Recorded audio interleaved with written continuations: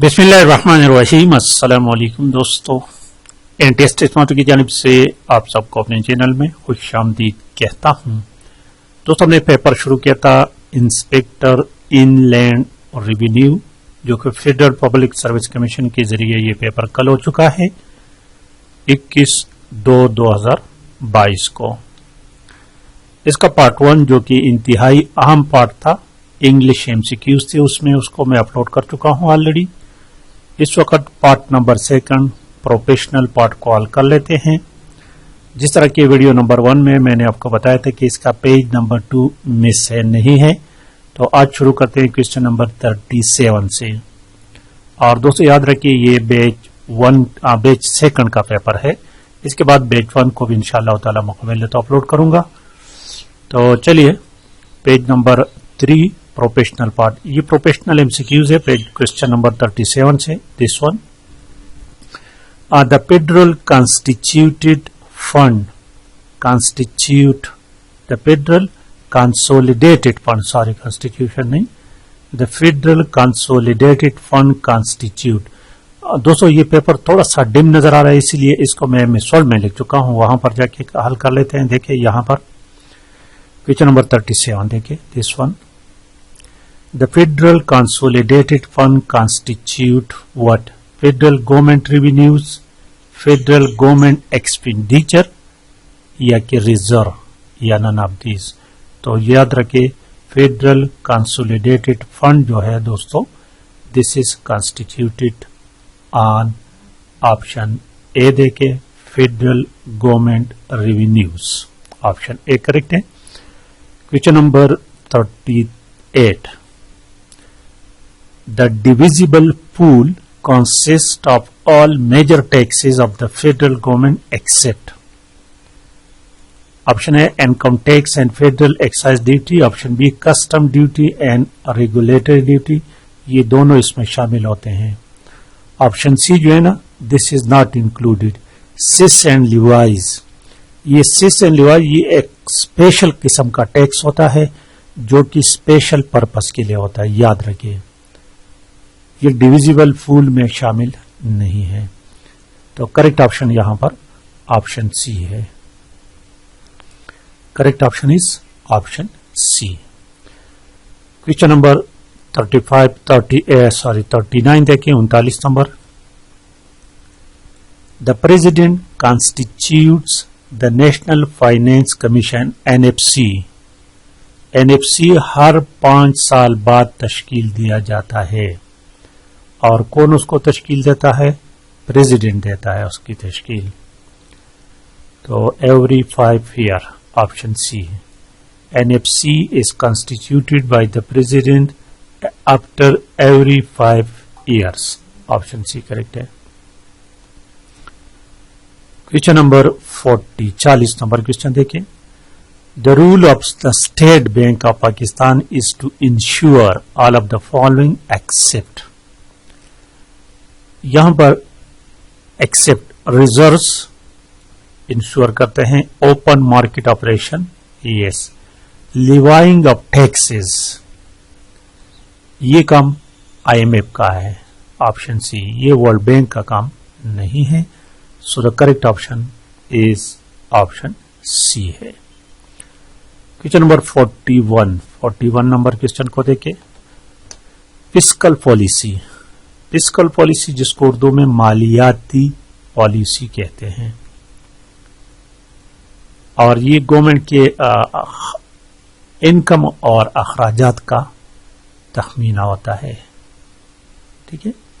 तो fiscal policy dish taxation क्या है? ये अर्निंग ऑफ द गवर्नमेंट है, इनकम ऑफ गवर्नमेंट है, और गवर्नमेंट स्पेंडिंग। तो ए और both, A and B both are correct options. Option C is the correct option.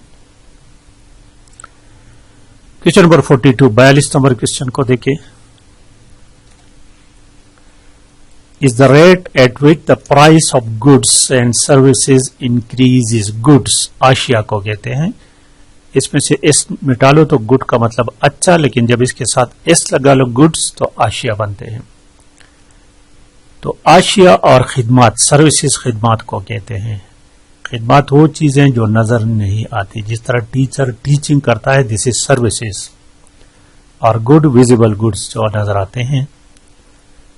तो rate of price of good and services increases, उसको inflation कहते हैं, inflation.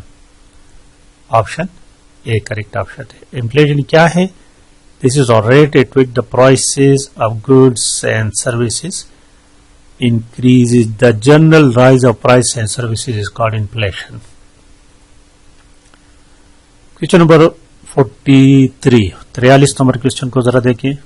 Per capita income, per capita income किसको कहते हैं? मुल्क की आबादी का हर बंदा जितना पैसा कमाता है, चाहे वो कमाए या ना कमाए। पर इसका ये अहम क्वेश्चन है, जरा देखें।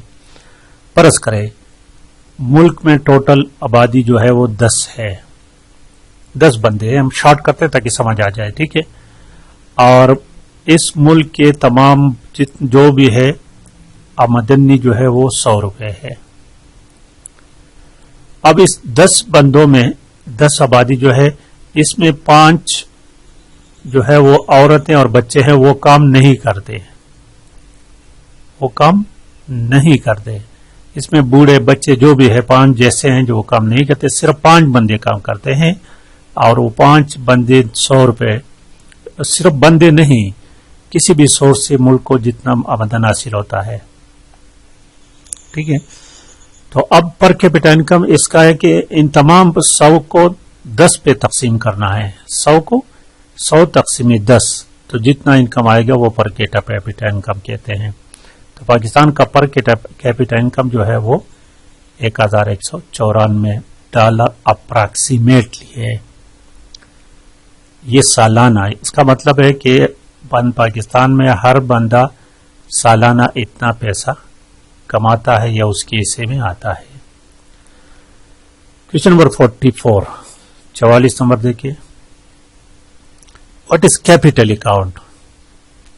अकाउंटिंग टर्म है, इकोनॉमिक्स में भी यूज होता है। कैपिटल अकाउंट क्या होता है? कैपिटल अकाउंट वो सेविंग और the sum of country saving और एक्सपेंडिचर का जो होता है, ये ए और बी इसमें दोनों करेक्ट है। Option B, the sum of country saving and the sum total of total expenditure, option C है। क्वेश्चन नंबर 45 ये बहुत जबरदस्त क्वेश्चन है। In economic terms a bull बैल को कहते हैं, और एक होते हैं बियर, BEAR बियर, रीच को कहते हैं। ये स्टॉक एक्सचेंज में इस्तेमाल होते हैं, बुलिश और बियरिश। जब कहा जाए कि बुलिश, स्टॉक एक्सचेंज के लिए जब लफ्ज बुलिश पढ़ा जाए तो इसका मतलब है कि स्टॉक एक्सचेंज में जो हिस्से से उनके प्राइस इंक्रीज हो रहे हैं, यानी खुशी की बात है। और बियरिश जब डिक्रीज हो रहे हों। तो बुल क्या है? अपोजिट ऑफ बियर और बी दोनों। An investor who expect the prices of a security to rise. तो करेक्ट ऑप्शन इसमें ऑप्शन सी है। Correct option is option C, both A and B. Question number 46 देखिए। The long run pattern of economic growth and recession. Growth और recession ये दोनों एक दूसरे के अपोजिट हैं। ग्रोथ बढ़ना, रिसेशन कम होना, और इसको बिजनेस साइकिल कहते हैं। बिजनेस साइकिल, जिस तरह बिजनेस बढ़ रही है फिर डाउन आ रही है, बढ़ रही है, this is called growth and recession. Option है करेक्ट है। क्वेश्चन नंबर 47 देखिए। 47 नंबर क्वेश्चन। 47 नंबर क्वेश्चन कहते हैं कि अ बजट डिफिसिट, एक होता है बजट डिफिसिट और दूसरा होता है बजट सरप्लस। दोनों में फर्क जान लो। सरप्लस क्या किसको कहते हैं और डिफिसिट किसको कहते हैं। परस करें। हमारे मुल्क का बजट 100 रुपए है। क्या है? 100 रुपए है। और इस मुल्क के अखराजात 110 रुपए हैं। तो ये बजट क्या होगा? ये बजट डिफिसिट होगा। कि 10 रुपए जो है ये हुकूमत ने कर्जा लेना है, और दूसरी तरफ अगर मुल्क का इनकम जो है 100 रुपए है और उसके अखराजात 90 रुपए हैं तो बजट से सरप्लस है, इजाफी 110 रुपए इजाफी हो गए, तो ये सरप्लस है। अब क्वेश्चन ये है कि आया किसी भी मुल्क के लिए डिफिसिट बजट बेहतर है या कि सरप्लस। अब तमाम दोस्त जिनको नहीं पता वो यही कहेंगे कि सरप्लस बेहतर है, लेकिन no, deficit is the best. कौम के लिए डिफिसिट बजट बेहतर होता है, ठीक है, क्योंकि इसमें पलाही काम ज्यादा होते हैं। तो यहां पर ऑप्शन देखते हैं कौन सा ऑप्शन करेक्ट आएगा। When earning is less than expenditure, no, earning is less than.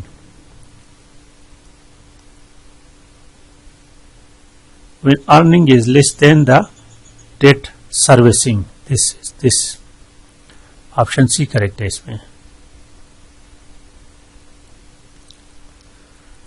Option A, when earning is less than the debt servicing, services जो प्रोवाइड करते हैं, ठीक है दोस्तों। क्वेश्चन नंबर 48 देखें, 48 number. When the value of currency appreciate, एक होता है एप्रिशिएट और दूसरा डिप्रिशिएट। एप्रिशिएट जब आपकी मुल्क की करेंसी की वैल्यू बढ़ रही हो एज कंपेयर टू डॉलर्स, और डिप्रिशिएट जब उसकी वैल्यू कम हो रही हो। मसलन फर्ज कर $8 की कीमत है 170 रुपए, ये आज की बात है, फर्ज करें कल डॉलर की कीमत 171 रुपये हो गई, तो ये इसके साथ क्या होगा, हमारा रुपया डिप्रिशिएट हो जाएगा। अगर 170 की जगह 165 हो जाएगी तो हमारा रुपया एप्रिशिएट हो जाएगा, कदर बढ़ जाएगी। जब एप्रिशिएट हो तो इंटरनेशनल ट्रेड की कास्ट जो है वो डिक्रीज हो जाती है, यानी हमें फायदा होता है। ऑप्शन बी करेक्ट है इसमें। क्वेश्चन नंबर 49, 49 नंबर देखिए। Which of the following is an example of direct taxation. Taxes दो किस्म के होते हैं, direct taxes and indirect taxes. Direct taxes ऐसे टैक्सेस जो डायरेक्टली हुकूमत को, उसके दरमियान कोई थर्ड पर्सन नहीं होता, ठीक है। जिस तरह से हम देखें, ये परस करें हमारे पास क्या है, ये गवर्नमेंट है, ये क्या है, गवर्नमेंट है, ये इन पर टैक्स लेता है, डायरेक्टली हुकूमत के खजाने में जाता है, तो ये डायरेक्ट टैक्स हो गया। और परस करें दूसरी बात, ये हमारे पास और बीच में दरमियान में थर्ड पर्सन होता है, जिस तरह सेल टैक्स होता है, ठीक है। ये सेल टैक्स कौन अदा करता है, कौम अदा करती है। तो और हुकूमत टैक्स किससे लेता है, कंपनियों से लेता है, प्रोडक्शन वाले जो लेता है, तो इसके दरमियान थर्ड पर्सन आ जाता है, तो इसको इनडायरेक्ट टैक्स कहते हैं। तो डायरेक्ट टैक्सेस कौन से टैक्सेस होते हैं यहां पर, ऑप्शन ए को देखिए, सेल लीज पर जो टैक्सेस लगते हैं वो डायरेक्ट टैक्स होता है, इनकम टैक्सेस को कहते हैं। क्वेश्चन नंबर 50 आज के आखिरी वीडियो क्वेश्चन देखिए। एसेट माइनस लाइबिलिटी, ये इकोनॉमिक टर्म है, it is equal to equity, option C. इसके बाद भी मजीद प्रोफेशनल के और टैक्सेशन उनके रिफॉर्म्स के क्वेश्चन है, उसको भी वॉच करना मत भूलिएगा। आज की वीडियो को लाइक और शेयर लाजमी करें। Thank you for watching.